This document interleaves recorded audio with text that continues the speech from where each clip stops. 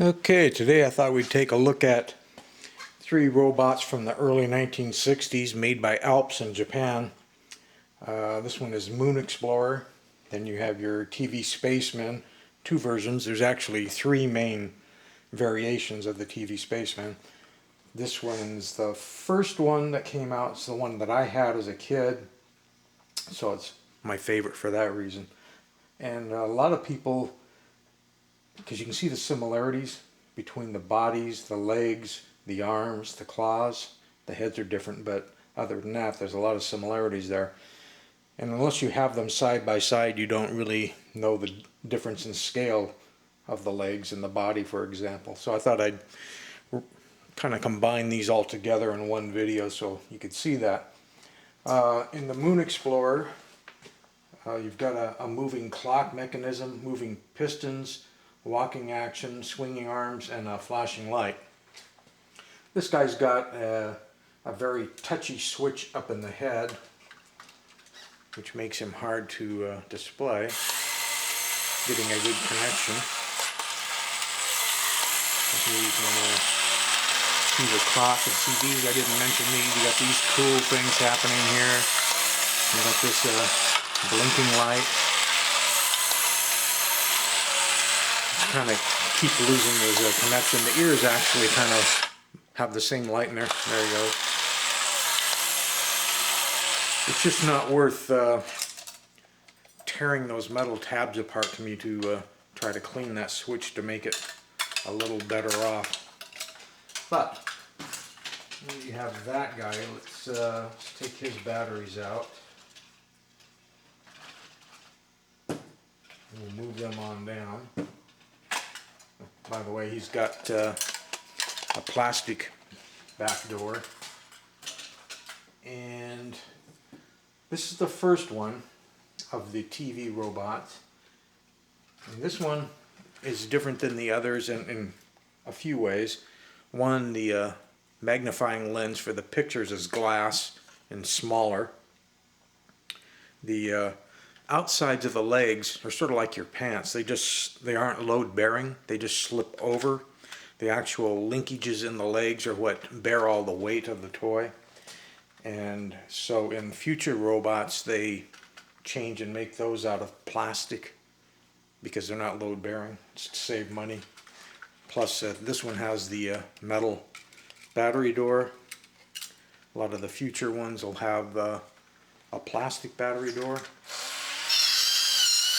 But he's got the good cyclic streaming action. He's got the moving pictures.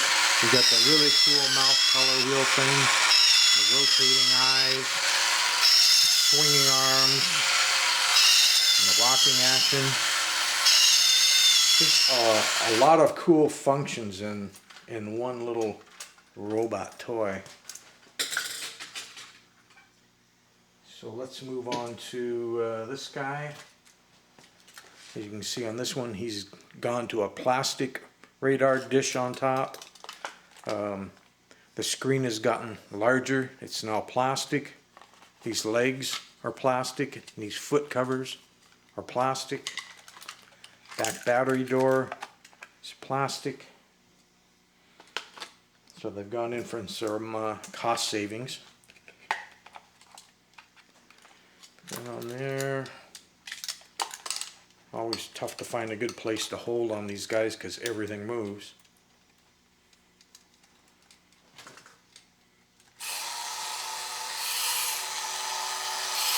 This one, this screecher isn't as loud, a little bit worn on the screecher.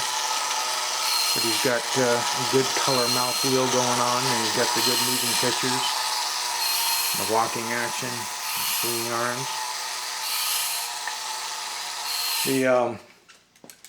The artwork that's used inside this is just really quite phenomenal. I took years ago the guts out of one of these that was junked out and scanned it because it's like only 8 inches long in real life, and then blew it up to this one up here, which is 8 feet.